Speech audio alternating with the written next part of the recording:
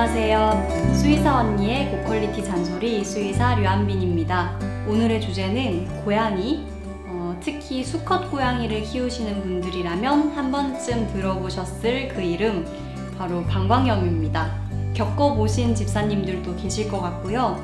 이름만 들어도 무섭죠. 발병하면 잘 낫지도 않고 약을 먹여도 잘 안 낫고 또 재발도 자주 일어나는 편이에요. 예전에는 고양이 하부 요로기계 증후군이라는 이름으로도 불렸는데요. 병명에 무슨 증후군이라는 이름이 들어가면 원인을 잘 모르겠다라는 뜻입니다. 그리고 특발성이라는 이름이 들어가도 원인을 잘 모르겠다는 뜻입니다.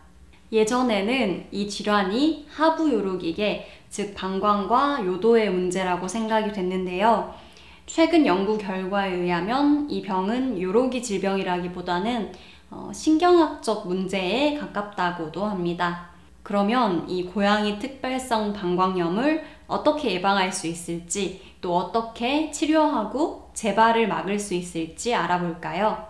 방광염이라는 이름 때문에 방광에 뭔가 세균 감염이 있을 것 같지만 사실 처음 이 병이 발병했을 때 방광에서 세균이 검출되는 경우는 드물다고 합니다. 대표적인 증상은 혈뇨, 배뇨곤란, 요도폐색 등이 있고요. 특히 요도가 폐색돼서 오줌을 전혀 누지 못하는 경우에는 응급입니다. 수신증이나 요독증까지 진행될 수가 있어요. 암컷과 수컷 모두에 발병할 수 있지만 수컷에 더 자주 일어나고요. 특히 비만한 수컷 고양이에서 흔합니다. 또 전 연령에서 발병할 수 있지만 주로 중연령에서 자주 보입니다. 평균적으로 3.5살 정도 되는 고양이에서 제일 많이 발병이 된다고 합니다.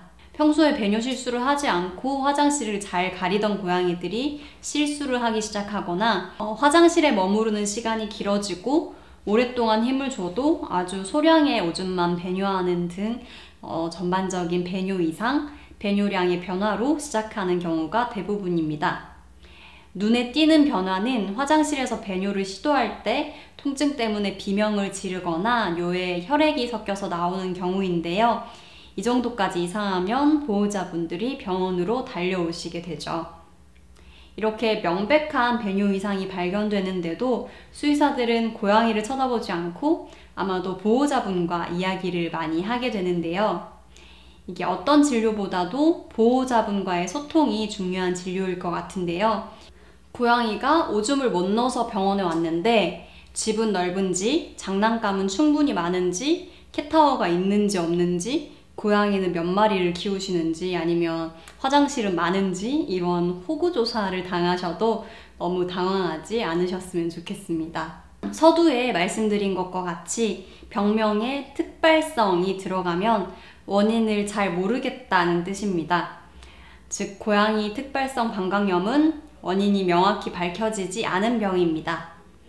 하지만 최근에 많은 연구들을 통해서 밝혀진 원인 중에 하나는 바로 스트레스 때문입니다. 사람도 만병의 근원이 스트레스이듯이 고양이도 만병의 원인은 스트레스입니다. 대충 이렇게 뭉뚱그리는 게 아니라 만병 중에서도 특히 이 방광염은 더더욱 스트레스에 민감한 대표적인 질병인데요. 놀이, 밥, 같이 지내는 다른 동거묘와의 불화, 이런 많은 스트레스 요인들이 영향을 미칠 수가 있고요. 직접적으로는 화장실이 좀 부족하다든지 화장실이 깨끗하지 않다든지 갑자기 바뀐 모래, 이런 것들이 관련이 있을 수가 있습니다. 고양이 특발성 방광염의 치료는 일단 오줌을 거의 못 누거나 아예 못 누는 경우에는 응급이기 때문에 요로를 개통하는 시술을 먼저 하게 되고요. 그리고 나서 방광의 상태를 확인하기 위해서 혈액이나 영상검사 같은 것들을 할 수가 있습니다. 앞서 말씀드린 것과 같이 환경에 의한 스트레스가 주 원인일 수 있기 때문에 보호자분과의 면밀한 상담을 통해서 환경 개선이 최우선으로 진행됩니다. 조금 귀찮으시더라도 질문에 성실하게 답변해 주시고 환경을 개선하기 위한 노력을 해주시는 것이 고양이의 증상 완화에 큰 도움이 됩니다. 어떻게 보면 주사를 맞거나 약을 먹는 것 같은 전통적인 치료 방식이 더 편하겠다 싶을 만큼 환경 개선이 그렇게 쉽지는 않은데요. 제가 추천해드리는 제일 중요한 환경 개선 사항은 다묘 가정의 경우에는 고양이 수 플러스 1만큼 화장실을 두는 것. 예를 들어서 고양이가 2마리면 화장실은 3개를 둬야겠죠.